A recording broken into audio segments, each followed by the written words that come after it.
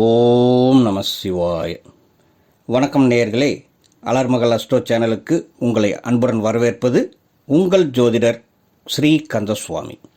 இன்றைய பதிவில் ஏப்ரல் மாத ராசி பலன்களை பற்றி ஒவ்வொரு ராசிக்கும் விரிவாக பார்க்க போகிறோம். இதே ஏப்ரல் மாதத்தில் தமிழ் புத்தாண்டு பிறக்கப் போகிறது. உலகத்தில் உள்ள அனைத்து தமிழர்களுக்கும் இனிய தமிழ் புத்தாண்டு நல்வாழ்த்துக்கள் சொல்லிக் கொள்கிறேன்.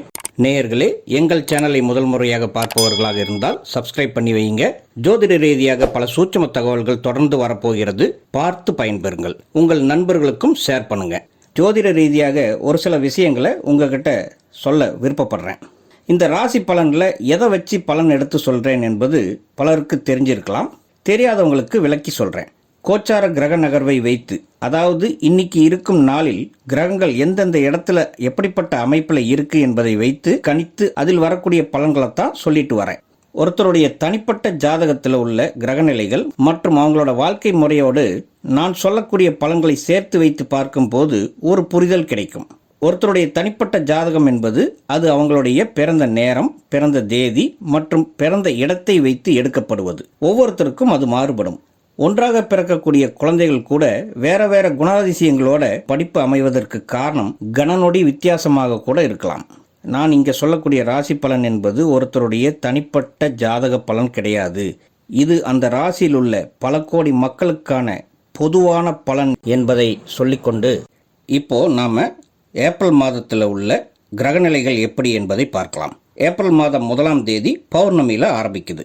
மேசத்தில் சுக்கிரன், மிதுனத்தில் குரு, சிம்மத்தில் கேது, கும்பத்தில் செவ்வாய், ராகு, புதன் இருக்கார். மீனத்தில் சனி கிரகமும் மற்றும் சூரியனும் இருக்கிறது. சந்திரன் கன்னிராசியில் இருக்கும்போது இந்த மாதம் ஆரம்பிக்கிறது. 3ஆம் தேதி செவ்வாயும் 11ஆம் தேதி புதனும் மீன ராசிக்கு பெயர்ச்சி ஆகிறாங்க. இந்த இடத்துல மீனத்திற்கு புதன் பெயர்ச்சியான பிறகு நீசம் என்ற அமைப்பை கொண்டு அதன் வலுவை அது இழக்கும். மீனத்தில் செவ்வாய், புதன், சூரியன், சனி என்ற 4 கிரக சேர்க்கை 11ஆம் தேதி முதல் 15ஆம் தேதி வரைக்கும் இருக்கும். அதன் பிறகு சூரியன் 15ஆம் தேதியில் மேசத்திற்கு நகர்ந்துவிடும். அங்கே சூரியன் உச்சமாகும். 20ஆம் தேதி மேசத்தில் இருந்த சுக்கிரன் ரிஷபத்திற்கு பெயர்ச்சியாகி தன்னுடைய சொந்த வீட்டில் ஆட்சி பலம் பெறப்போகிறார். புதன் கிரகமும் மாத இறுதியில் 30ஆம் தேதி மேசத்திற்கு பெயர்ச்சியாகி தன்னுடைய சுயபலம் பெறப்போகிறார். ஏப்ரல் மாதம் 15ஆம் தேதியில் சித்திரை 1 அன்று சூரியன் மேசத்தில் உச்சமாவதும் குரு பகவான் தன்னுடைய சொந்த நட்சத்திரமான புனர்பூச நட்சத்திரத்தில் இருந்து தன் சுயபலத்துடன் துலாம், தனுசு மற்றும் கும்பராசியை தன் பார்வையால் புனிதப்படுத்துவதும் பல ராசிக்காரர்களுக்கு நன்மையாக அமையப் போகிறது. செவ்வாய் சனி சேர்க்கை மீனத்தில் 3ஆம் தேதிக்கு பிறகு நடக்கப் போகுது. இதை அக்னி மாருத யோகம் என்று சொல்லுவாங்க. இது சற்று ஆபத்தான யோகமாகும். அதோட புதனும் மீனத்தில் ஏப்ரல் 11ஆம் தேதிக்கு பிறகு நீசமான கதியில் இருக்கும். ஒருபுறம் பார்த்தா சில கிரகங்களால் நன்மைகள் ஏற்படும், மறுபுறம் ஒரு சில கிரகங்களுடைய சேர்க்கையினால் பாதிப்பும் வருவதற்கு வாய்ப்பு இருக்குது. எந்தெந்த ராசிகளுக்கு இந்த மாதம் எப்படிப்பட்ட பலன்கள் என்பதை இப்போ பார்க்கலாம். கன்னி ராசி. உத்திரம் 2, 3 மற்றும் 4ஆம் பாதங்களும், ஹஸ்தம் 4 பாதங்களும், சித்திரை முதல் 2 பாதங்களில் பிறந்த கன்னி ராசி அன்பர்களே, இந்த ஏப்ரல் மாதத்தில் உங்கள் ராசிநாதன் புதன் ராகு, செவ்வாய் கூட 6ஆம் வீட்டில் கும்பத்தில் இருக்கார். அதே புதன் 11ஆம் தேதி மீனத்தில் நீசமாகி குருவின் பரிவர்த்தனையால் நீசபங்கம் ஆகிறார். அதாவது கொஞ்சம் வலிமை பெறுகிறார். சரி, பரவாயில்ல. இந்த மீன ராசியில் ஏற்கனவே சூரியன் சனியுடன் சேர்ந்து இருக்கார். செவ்வாயும் 2ஆம் தேதி இரவில் அங்கே பெயர்ச்சி ஆயிடும். அப்போது புதன் மீனத்திற்கு போகும்போது அங்கே 3 கிரகம் இருக்கும். இப்படிப்பட்ட அமைப்பு நல்லதா கெட்டதா?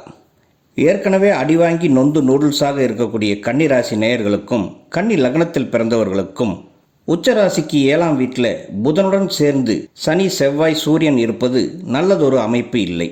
சனி 7ஆம் வீட்டில் இருக்கிறதுனால கண்டக சனி என்று சொல்லுவாங்க. அதாவது கழுத்தை பிடிக்கும் சனி என்றே சொல்லலாம். மிகுந்த கவனத்துடன் இருக்கணும். உங்களுடைய தனிப்பட்ட பிறந்த ஜாதகத்தில் சனி கிரகம் எங்கே இருக்குது என்பதை பார்த்து அதற்கு தகுந்தாற்போல் உங்களை தயார்படுத்திக் கொள்வது நல்லது. சூரியன் உங்கள் ராசிக்கு 12ஆம் வீட்டு அதிபதி. செவ்வாய் உங்களுக்கு மறைவு ஸ்தானமான 3ஆம் வீட்டிற்கும் 8ஆம் வீட்டிற்கும் அதிபதி ஆகிறார். அதோட சனி 5ஆம் வீட்டிற்கும் 6ஆம் வீட்டிற்கும் அதிபதியாகி 3 கிரகம் ஒன்றாக சேர்ந்து 7ஆம் வீட்டிலிருந்து உங்களுடைய லக்னத்தை பலமாக பார்ப்பது பல வழிகளில் பிரச்சனைகளை கொண்டு வரலாம். குரு பார்வையும் உங்களுடைய ராசி வீட்டிலையும் இல்லை, 7ஆம் வீட்டிலையும் இல்லை. இன்னொரு சுபகிரகமான சுக்கிரனும் 8ஆம் வீட்டில் மேசத்தில் இருக்குது. கன்னி ராசி ஏப்ரல் 2026 வேலைக்கு போகிறவங்களுக்கு கூடுதல் விழிப்புணர்வு வேண்டும். வேலையில் சந்திக்கும் பிரச்சனைகள், தேவையற்ற வாக்குவாதங்கள் உங்களை வேலையை விட்டு போயிடலாம்னு தோண வைக்கும். நிறைய பேருக்கு வேலையை விட்டுட்டு இருக்கிற பணத்தை வச்சு அல்லது கொஞ்சம் கடன் வாங்கி பிஸ்னஸ் பண்ணலாம்னு தோண வைக்கும். இந்த மாதிரியான கிரக பார்வைகள் இருக்குது. உங்கள் பிறப்பு ஜாதகம் நல்லா இருந்தால் தைரியமாக நீங்கள் முடிவெடுக்கலாம். அப்படி இல்லைன்னா ஜூன் மாதம் குரு பெயர்ச்சி ஆகும் வரை கொஞ்சம் பொறுமையாக இருப்பது நல்லது. இந்த மாதத்தில் நிறைய கிரகங்கள் மாற்றம் இருக்கிறதுனால அது உங்களுக்கும் மாற்றங்களை தரும்.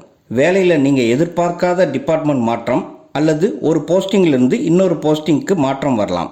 இடமாற்றம் ஏற்படலாம், வீடு மாற்றம் அல்லது ஊர் மாறும் அமைப்பு வர வாய்ப்பு இருக்குது. கிரகங்கள் உங்களுக்கு இந்த அழுத்தத்தை தரும். உங்கள் தனிப்பட்ட ஜாதகத்தை ஒரு தடவை பார்த்துக்குங்க. உங்களுக்கு ஃபேவரபுளான தசா நடக்குதா என்பதை பார்த்து முடிவெடுங்க. தொழில் மற்றும் வியாபாரம் செய்பவர்களுக்கு இந்த மாதம் இருப்பதை அப்படியே கண்டினியூ பண்ணுவது நல்லது. புதிய தொழில் தொடங்கவோ அல்லது பெரிய தொகை இன்வெஸ்ட் பண்ணவோ கிரகநிலைகள் சாதகமாக இல்லை. கண்டக சனி காலமும் ஏப்ரல் மாதத்தில் வரும் அக்னி மாருத யோகமும் பாதிப்பை தர வாய்ப்பு இருக்கு. அதனால் புதிய முயற்சிகள் எல்லாம் குரு பெயர்ச்சிக்கு பிறகு பிளான் பண்ணுறது சரியாக இருக்கும். வியாபாரத்தில் லாபம் சீராகத்தான் இருக்கும். கூட்டுத் தொழில் செய்பவர்களுக்கும் தொழிலில் முன்னேற்றம் சுமாராக இருக்கும். அதனால் பெரிய முயற்சிகளில் ஈடுபட வேண்டாம் இப்பொழுதைக்கு. அடுத்து பொருளாதாரம். உங்களுக்கு வரவுஸ்தான 2ஆம் வீட்டு அதிபதி சுக்கிரன் 8ஆம் இடத்துல மறைவு. பணவரவு இருந்தாலும் செலவு எக்கச்சக்கமாக இருக்கும்.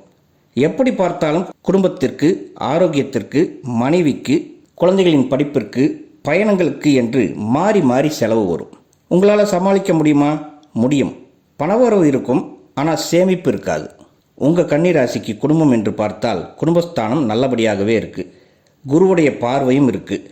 குடும்ப உறுப்பினர்களிடையே சின்ன சின்ன கருத்து வேறுபாடுகள் வந்தாலும் அது விட்டு கொடுத்து போவதால் சரியாகிடும்.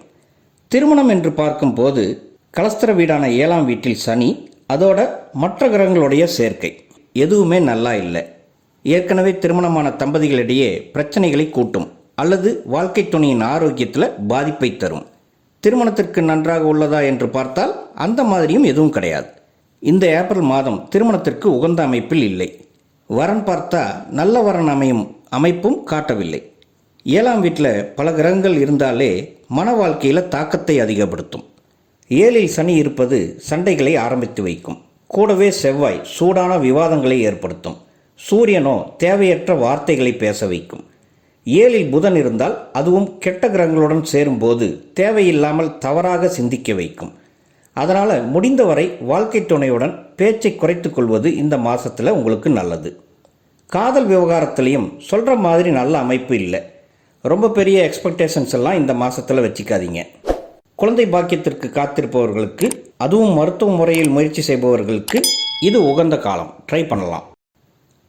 மாணவர்களை பொறுத்தவரையில் படிப்புக்கான கிரகமான குரு 10ஆம் இடத்துல இருக்குது. புதன் 7ஆம் இடத்துல இருந்து குருவுடன் பரிவர்த்தனை பெற்று நீசபங்கமாகி அமர்ந்திருப்பது படிப்புக்கு நல்லது என்றாலும் மற்ற கிரகத்தோட தாக்கத்தால் படித்தது மறக்கலாம். கவலைப்பட வேண்டாம். ஒரு மாதம்தான் அப்படி இருக்கும். பரீட்சைக்கான நேரம் என்பதால் பரீட்சைகளில் வெற்றி பெற படித்ததை எழுதி பார்ப்பதும் அதிகாலையில் படிப்பதும் நன்மை தரும். மூத்த குடிமக்களுக்கு உங்கள் எண்ணங்களை இந்த மாதம் முழுமையாக ஆன்மீக ரீதியாகவோ அல்லது ஆரோக்கிய ரீதியாகவோ யோகா மற்றும் தியானம் என்று செலுத்துவது பல பிரச்சனைகளிலிருந்து உங்களை தற்காத்து கொள்ள வைக்கும்.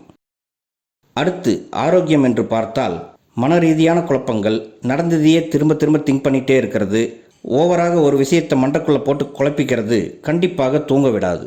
அதனால் சாப்பிட தோணாது அல்லது நேரம் தவறி சாப்பிடுவது உடம்பை பாதிக்கும்.